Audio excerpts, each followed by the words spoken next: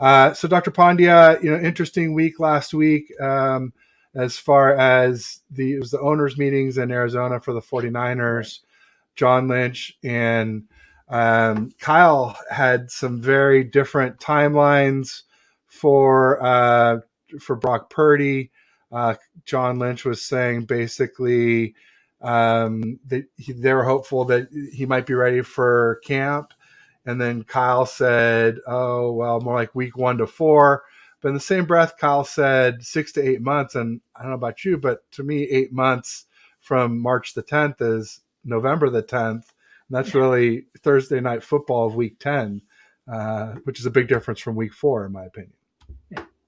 Yeah, it is interesting. I think that in general, when you look at UCL repair surgeries, I mean, most of the data comes from pitchers. And we see that pretty consistently, if you're a throwing athlete who's not playing a contact sport, you're going to land somewhere between 6 to 7 months. So I think it's totally reasonable to expect, maybe not exactly week 1 of the season, but maybe maybe a week or 2 in there.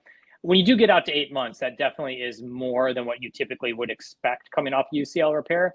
But there are so few quarterbacks. I mean, we talked about Nick Mullins being the only other one that we know of recently that had it, where we just don't know how this repair is going to hold up to contact. So will Brock Purdy be throwing at 3, 4, 5 months? Absolutely. I think there's a pretty high probability of be doing that.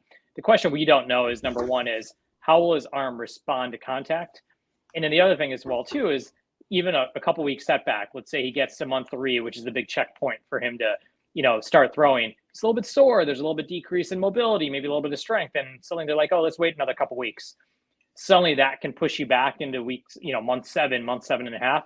But I do think that if you're at month 8, there's probably some sort of larger setback that's taken place at that point. So absolutely, I agree. 6 months, maybe 7 months, totally reasonable. When you get to 8 months, that definitely is beyond what we typically expect with these surgeries.